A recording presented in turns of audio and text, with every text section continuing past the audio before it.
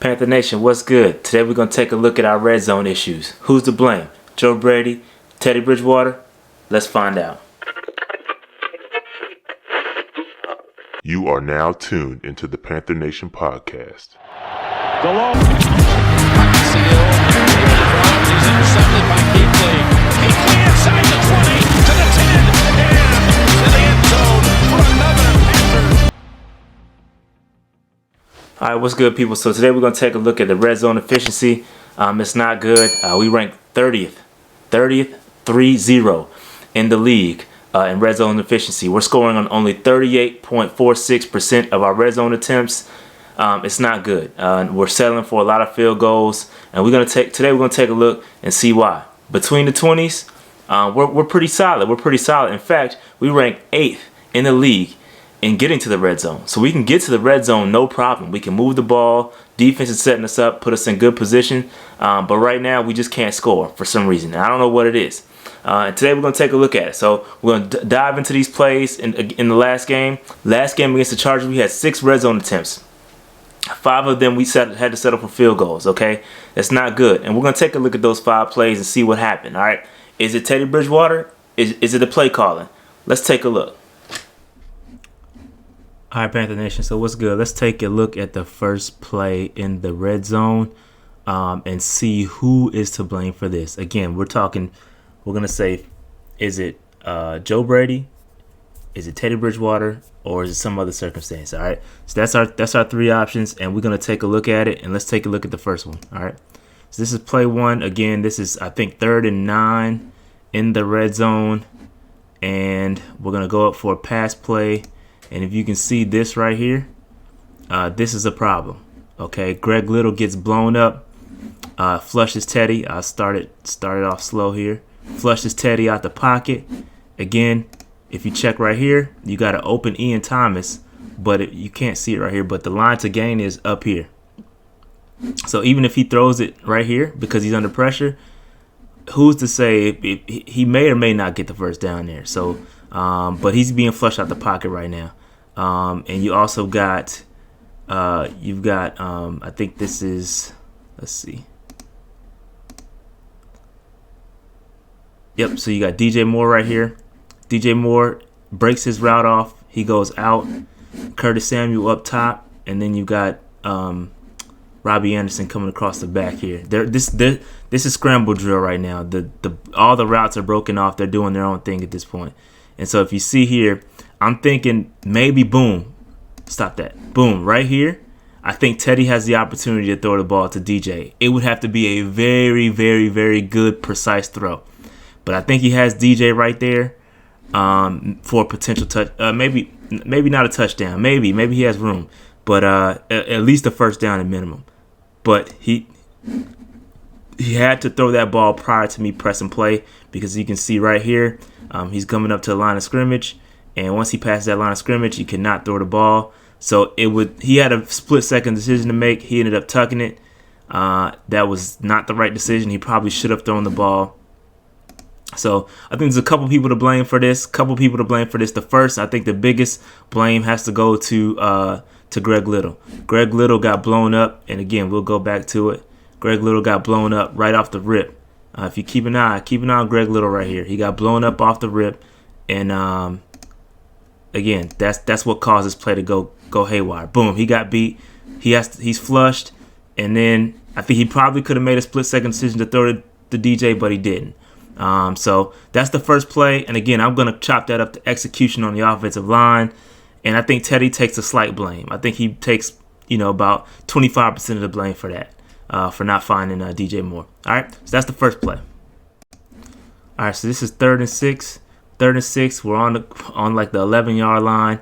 3rd and 6 here. And let's see what happens on this play. I think. All right. So Teddy right here. We've got Curtis Samuel right here. You've got Robbie Anderson right here, Ian Thomas, and then you've got a breaking Mike Davis right there. All right, so Mike Davis is coming out, and I think what happened with this, I think Teddy stared down Mike Davis. That was his one read, and I think Teddy's gonna have to take some heat for this one. And I think it's going to be mostly Teddy, because I think he could have been patient. Because if you see this, if you see the coverage that he has, or the protection, boom. Look at the protection. For once, he's actually protected. It's a 3-man rush. Everybody else drops back. I think it's man-to-man that they're playing. And you can see he is looking at Mike Davis the whole time. Look at Teddy. Mike Davis. He's looking at Mike Davis, staring at Mike Davis the whole time. If he goes through his progressions, maybe, just maybe, I don't know if Robbie Anderson comes open or not, but I think this is part to Teddy, because I think he threw a bad ball, and then he just stared down. That was his only read. And I think Teddy can take some heat on that one. All right, so this one is third and short. We're going to bring Mike Davis in on motion, hike the ball, and in this one, I think you can see the offensive line just got dominated. We'll look at the better view, and you'll just see. I'll put it in slow motion after Mike Davis comes into motion, and you'll see that our offensive line just got bodied.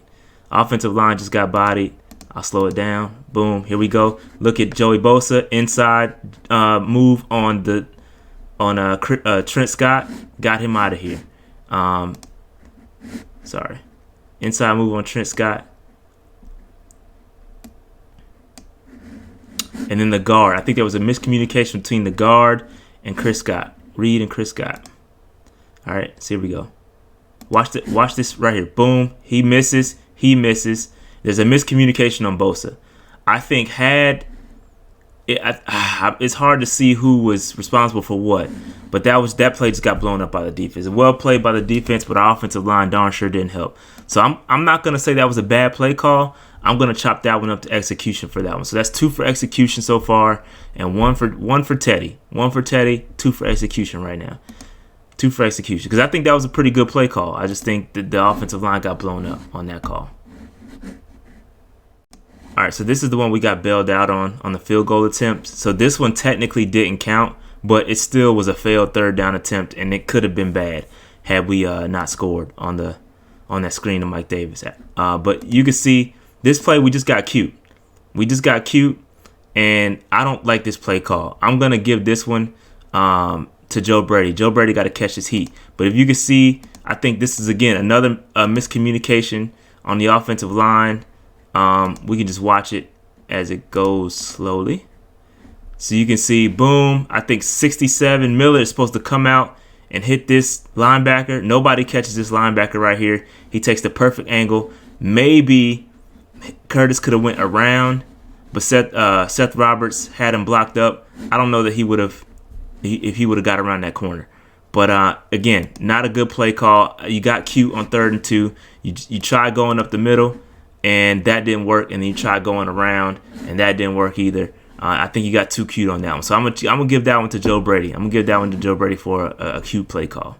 But at the end of the day, that play in particular did not count because we did end up scoring after the penalty on the field goal. All right. So this is the one right before halftime, and let's see what happened on this one. Robbie Anderson in motion. Let's see what happens. So you got Ian Thomas. You probably could have snuck one in here right here. If you would have zipped that ball, you could have zipped the ball. And again, I don't know who his read was, but it was pretty well covered. But you got guys, you got an open Ian Thomas that's coming open. You could probably throw this ball right here in this area, and Ian Thomas will be open. You have, because this safety right here is paused. He sees Seth Roberts coming over. So I think Ian Thomas, if you could sneak it over here, over this linebacker with some touch, or maybe in this throwing lane right here, you can probably sneak it in there. And I think you would have Ian Thomas. I think he rushed this throw, and I think you got Mike Davis down here, who was even better opportunity. And maybe that's why he went to him later on in the game. But just throwing it here is not going to do it. You got to throw it to the end zone. And again, and we just saw it on the other one with Curtis Samuel. You have to throw to the end zone or throw to the line of game. You can't throw it under and expect Robbie Anderson to break tackles. The guy was closing in. He was right there. I'd rather, at this point, throw it to Mike Davis. Again, that still probably would have been short.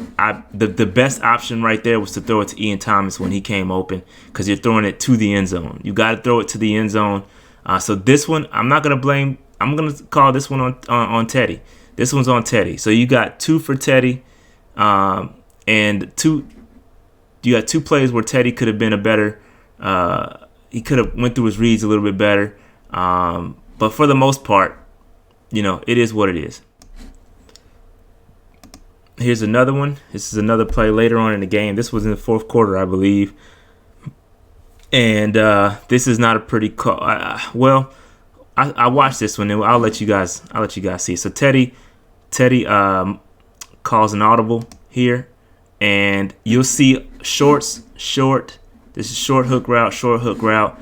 Then you got, I think these 2 guys are going deep or deeper hooks, and then you got Curtis Samuel in the middle. I think this one right here is going to be execution. Why? You'll see in just a second. You'll see that this guy, Curtis Samuel, did not go to the sticks. All right, so Curtis Samuel did not go all the way to the line to gain. He stopped just short of it and was stopped maybe a couple yards ahead of the line to gain.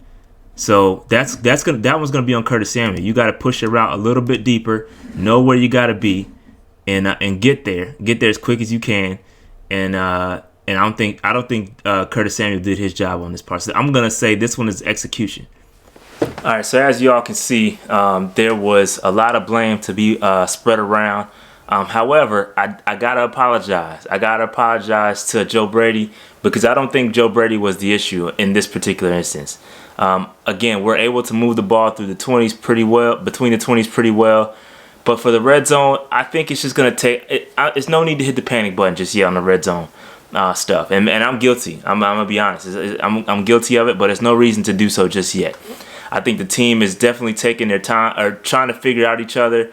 And I don't think Teddy, in some of these instances, trusted his offensive line very well.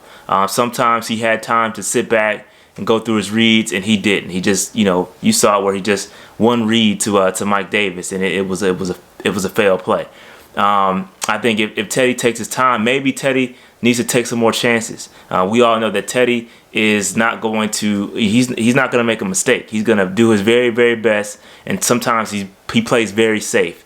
I think he has to take some chances. Some of these balls, he's got to get in there. Pause. He's got to get in. He's got to put some zing on that ball and take a shot sometimes, because these guys are open. Or if you take a chance, throw it into an area where only your receiver can get it, and let a guy go get the ball. But Joe Brady is not the problem. He got cute one time on that little reverse pitch to Curtis Samuel. So again, Joe Brady, I apologize. Should not have been on stock down, but we got to execute at the end of the day. We got to execute in the red zone. The crazy thing is that Arizona, they're the best defense when it comes to third downs. So we're going to have some problems if we can't, in the red zone, we can't execute on third downs. We're going to be kicking more field goals. So I think the guys got to work on it. They know what they have to work on. Again, hopefully we see the offense improve just like the defense improved this past week. We got to keep seeing progression. Again, I know it's going to be a long season for us, but if we keep seeing improvements, I'm happy. We got to keep improving every week. So again, to summarize, Joe Brady ain't the problem, okay? It's about execution. Cats got to do their job. Hopefully getting Russell Okung back will help us with some of those left tackle issues, but it's just about execution. We got to execute and do our job when these plays are called. That being said, make sure you hit that like button. Make sure you subscribe. I think we a couple subscribers away from 3,000, so let's get there, all right? That being said, peace out. Keep pounding.